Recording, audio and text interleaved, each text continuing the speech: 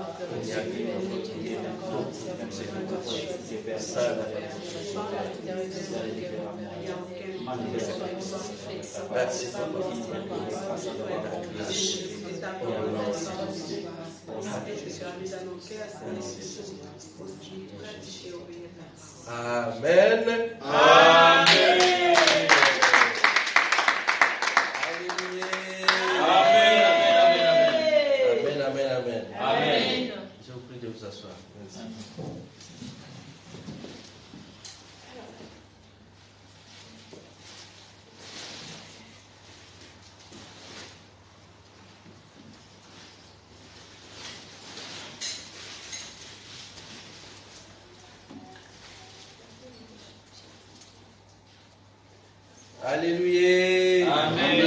Amen. Je suis très heureux encore d'être parmi vous. Amen, amen, amen, amen. Amen.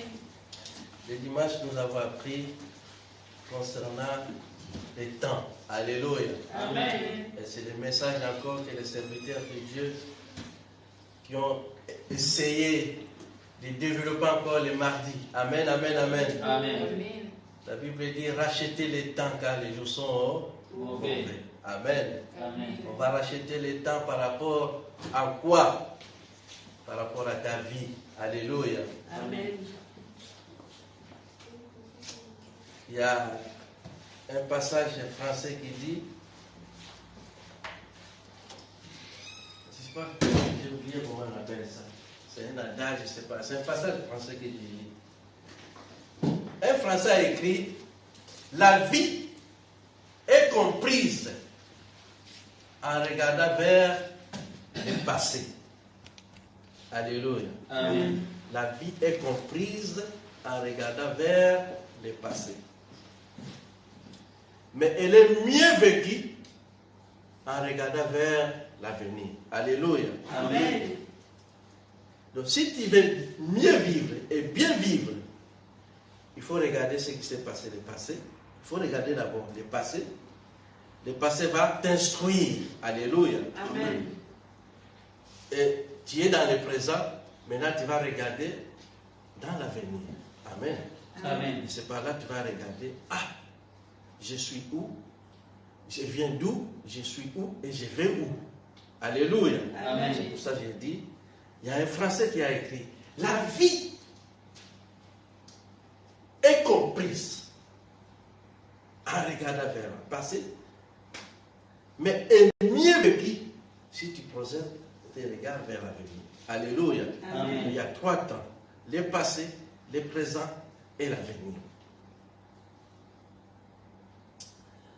En regardant la Bible,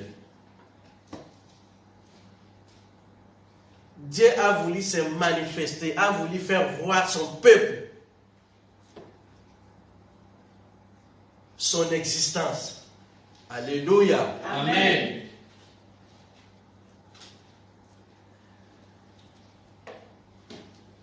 Pour faire voir au peuple que ce monde n'est pas venu comme ça, que ce n'est pas un hasard, ça vient de quelque part, c'est quelqu'un qui l'a créé.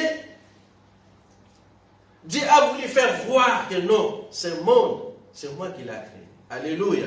Amen. C'est pour cela qu'il y a trois grandes lignes qu'il faut comprendre. Trois grands hommes qu'il faut comprendre, qu'il faut étudier dans ta vie, que nous devons étudier et comprendre dans notre vie. Amen, amen. Amen. Selon l'inspiration que j'ai eue. Amen, amen. Amen. Le premier tome, c'est Abraham. Amen. Amen. Puisque c'est Dieu qui l'a choisi. Pour que nous puissions comprendre qu'il existe un Dieu. Que la Bible soit écrite. Alléluia. Amen. Notre Père, qui nous a révélé qu'il y a un grand Dieu, c'est Abraham. Amen. Amen. Dieu a choisi Abraham pour se faire voir dans le monde entier que Dieu existe. Il savait que Dieu existe. Alléluia. Amen. Les gens savaient que Dieu existe, mais il y avait plusieurs dieux. Ils ne savaient pas qui est ce Dieu, le vrai Dieu. Il est où et comment. Nous devons le savoir. Amen. Amen.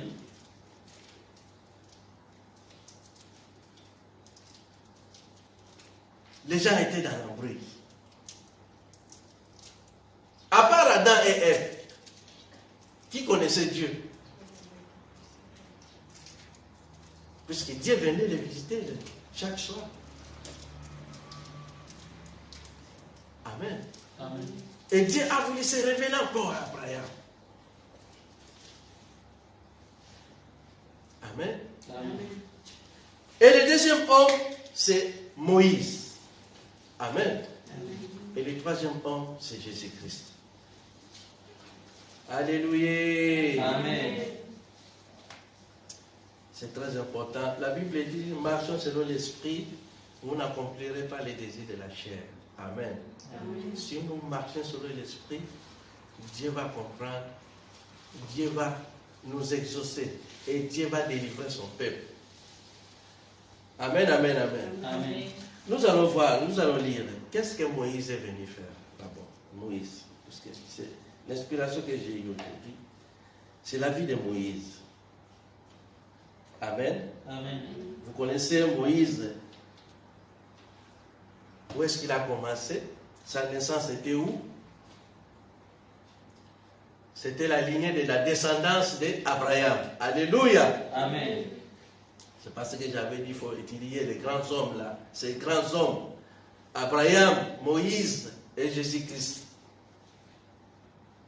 Ce sont des grands hommes dans la Bible. Où Dieu s'est manifesté vraiment. À travers ces trois hommes. Dieu va visiter son peuple qu'il avait choisi. D'après Abraham, que non, je te choisirai. Je t'ai choisi afin que tu sois mon peuple. À travers ce peuple-là, le monde va me connaître. À travers ce peuple, à travers toi,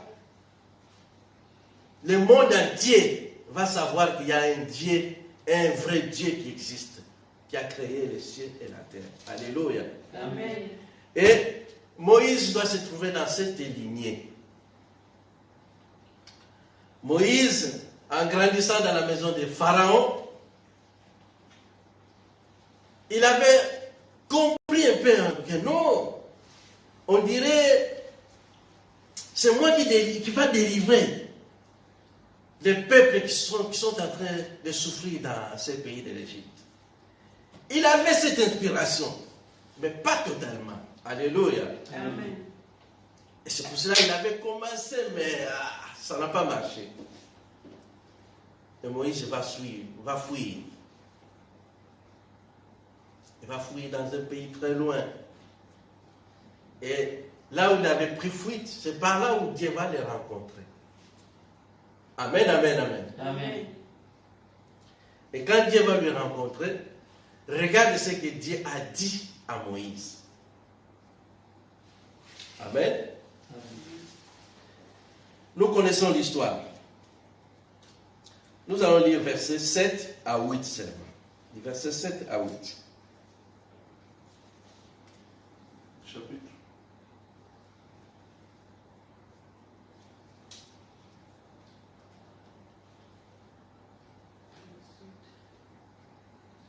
Sept à 8.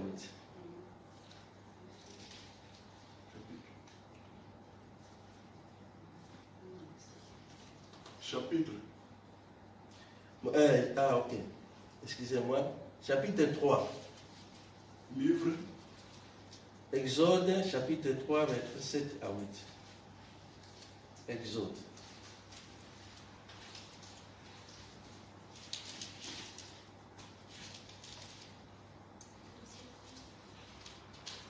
Je lis la parole. L'Éternel dit, je vis la souffrance de mon peuple qui est en Égypte, et j'ai entendu les cris que lui font pousser ses oppresseurs, car je connais ses douleurs. 8. Je suis descendu pour les délivrer de la main des Égyptiens et pour faire monter de ces pays dans un bon et vaste pays, dans un pays où coule le lait et le miel, dans les lieux qu'habitent les Cananéens et les Étiens, les Amoréens, les Phérésiens, les Éviens et les Jébusiens. 9. Non, 8. Alléluia. Amen. Je suis en train d'étudier ces deux versets. Dieu a vu la souffrance de son peuple, le peuple qu'il avait choisi. Les descendants d'Abraham, sa descendance, sa progéniture. Il se trouvait en captivité dans le pays d'Égypte. Et Dieu a vu la souffrance de son peuple. Alléluia. Amen. Et il dit à Moïse, je suis descendu. Alléluia. Amen. L'Éternel dit à Moïse, j'ai bien vu l'affliction, la souffrance, le mauvais traitement de mon peuple qui se trouve en Égypte. Et j'ai entendu les cris qui jettent à cause de ces exactateurs. Alléluia, dans ma Bible, c'est écrit comme ça. Car je connais ces douleurs, dans le verset 7. Le but qu'il a rencontré à Moïse, c'est aller délivrer le peuple. C'est aller les arracher entre les mains de ces oppresseurs. Alléluia. Amen. Parce que le peuple de Dieu souffrait. Il y avait des cris, il y avait des graissements de dents, il y avait la souffrance dans la vie de ce peuple. Et Dieu a entendu ces cris. Et il va choisir quelqu'un, c'est Moïse, qui va adresser la parole pour aller délivrer son peuple, qui se trouve dans la misère, dans la souffrance. Le mot qui m'intéresse, c'est la délivrance. Alléluia. Amen. C'est la souffrance. Amen. La souffrance vient de qui? Des oppresseurs. Alléluia. Amen. De l'ennemi. Et il a dit, je veux que tu ailles délivrer ce peuple. Moi, je suis venu. Moi, je vais t'accompagner pour que tu puisses aller délivrer ce peuple. Je serai avec toi. Amen. Amen.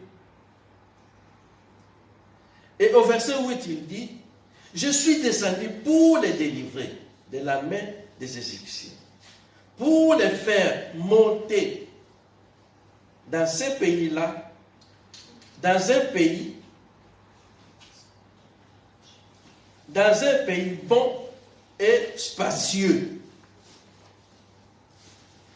dans un pays où coule le lait et le miel. Ce n'est pas seulement la délivrance, mais après avoir eu la délivrance, le peuple va être aisé, va être libre, va avoir une liberté, alléluia, Amen. pour vivre mieux, pour vivre en abondance. C'est ce que Jésus encore a dit. Je suis venu pour que vous ayez la vie, et la vie en abondance. Alléluia. Amen. Ça pas seulement la délivrance, mais que vous ayez vivre mieux, bien. Alléluia. Amen. Donc c'est ça le but de l'Église. C'est ça le but de la vie chrétienne. Alléluia. Amen. Donc, puis si nous lisons, nous examinons encore la vie de Jésus. Jésus encore quand il est venu, il a dit la même chose. À l'époque de Moïse, c'était la souffrance physique. Alléluia. Amen. Ces gens, on les faisait travailler, C'était physique.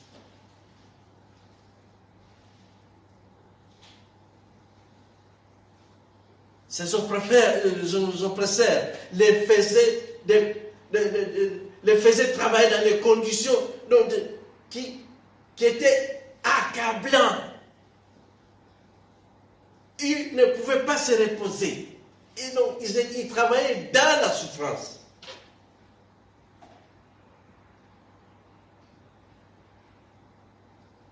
Amen, amen, amen. Amen.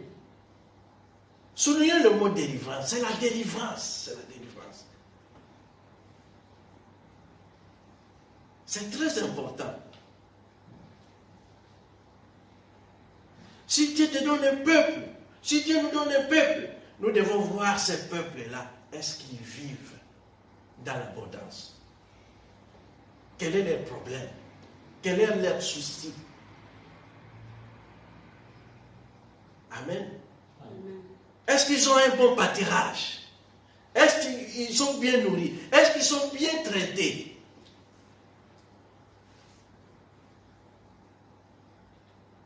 Est-ce qu'ils arrivent à s'en sortir dans leurs souffrances, dans leurs problèmes? C'est le premier but de la vie chrétienne. Pour que nous ayons la vie, et la vie en abondance. Alléluia. Amen. Et après la délivrance, nous devons vivre cette vie-là. Amen. La vie en abondance.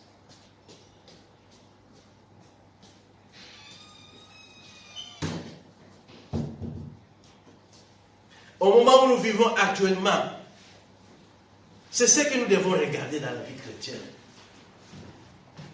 Est-ce que je vis normalement comme mon frère est en train de vivre? Est-ce que je vis normalement comme ma sœur est en train de vivre? Qu'est-ce que j'ai besoin? Est-ce que tu es satisfait dans la vie où tu es en train de mener? Est-ce que tu es satisfait?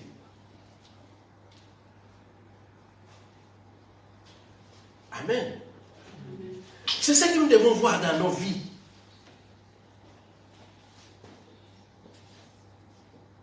Et c'est ce que Jésus est venu faire.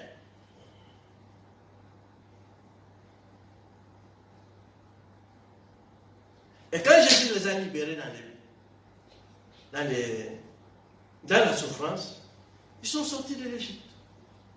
Ils étaient contents de sortir dans l'Égypte. Amen, amen, amen. Amen. Mais le problème est que quand tu sors de l'Égypte, il faut s'attacher à ce Dieu-là. Il faut continuer avec cet attachement. Il y a des gens, quand ils sont en Égypte, voilà, c'est bon, c'est fini. Ils voient que non, le problème ne viendra plus jamais. Non, le diable, il est en train de rôder, Alléluia. Amen. Si tu te trouves en erreur, il te fait retourner encore en Égypte, sans que tu le saches.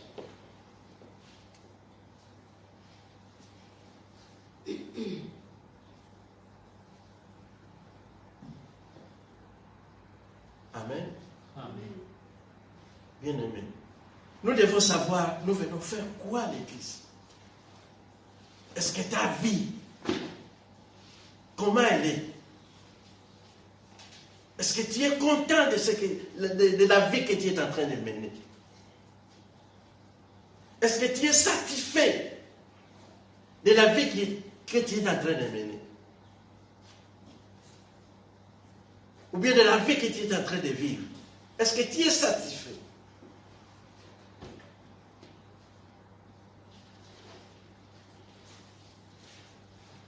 Amen, amen, amen. Amen. Et c'est pour cela que nous avons dit que voilà. Donc il faut racheter le temps. Pour racheter le temps, il faut savoir d'où tu viens, d'où tu es et où tu vas.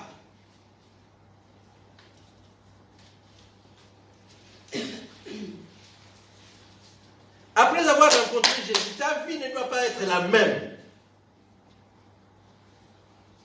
Il y a des gens qui ont rencontré Jésus et leurs vies ont été changées. Amen. Amen. Nos vies doivent changer, nos comportements doivent changer.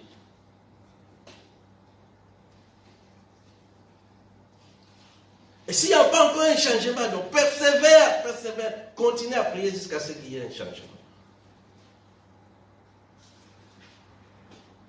Nous avons chanté tout à l'heure.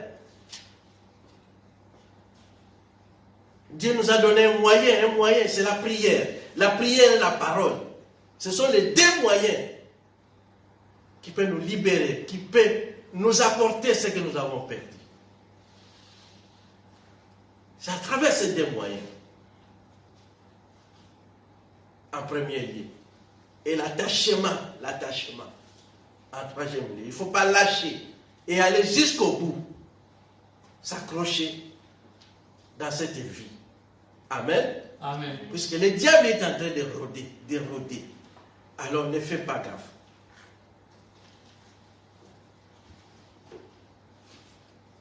Donc c'est très important. Voilà ce que Dieu a voulu qu'on puisse partager ce soir. Je crois que tu as eu ta part. Nous allons prier par rapport à cette parole. L'attachement, c'est très capital.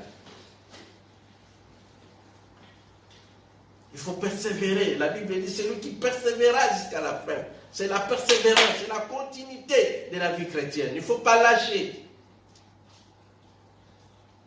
Continuez jusqu'au bout.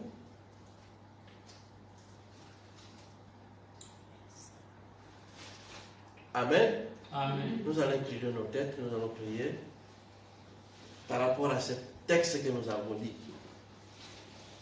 Nous avons appris que Moïse est venu pour un but. Et nous avons étudié que, oui, c'est le même but que Jésus-Christ est venu pour nous. À l'époque de Moïse, le but, c'était de délivrer le peuple d'Israël de la souffrance physique que les oppresseurs les subissaient. Alléluia. Amen. Et à notre époque, nous avons aussi les souffrances physiques et nous avons les souffrances morales. Alléluia. Amen. Les souffrances spirituelles.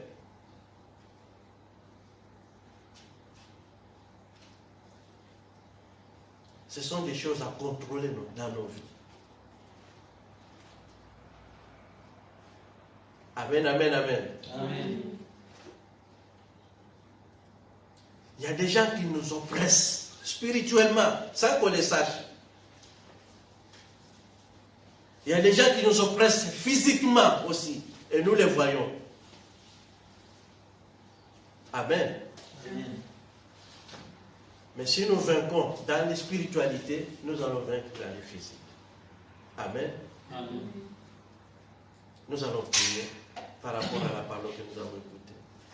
Aide-moi, aide-moi, Jésus. Aide-moi, aide-moi, oh Jésus.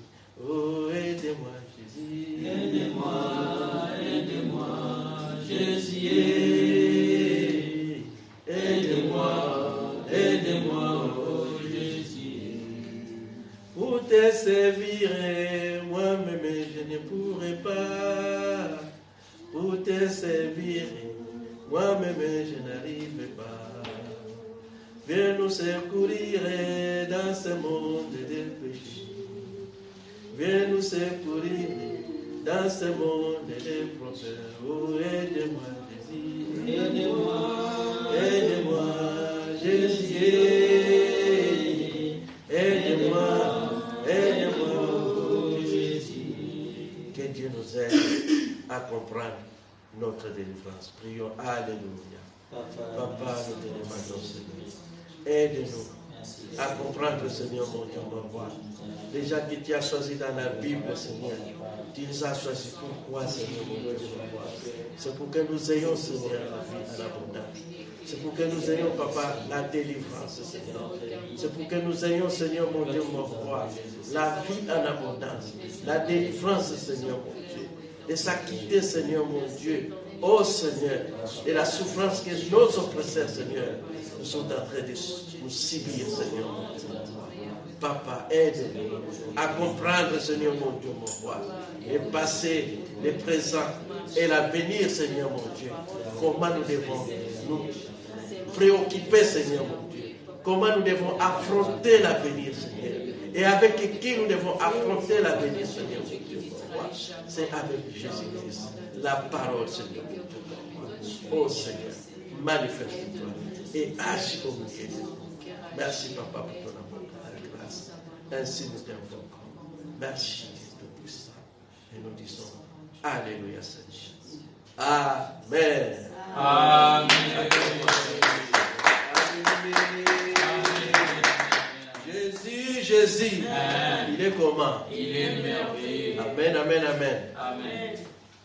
Ainsi, nous terminons notre culte. Nous allons nous mettre debout. Nous allons donner les offrandes et les dîmes, les actions de grâce.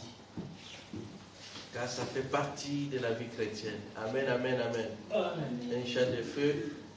Encore.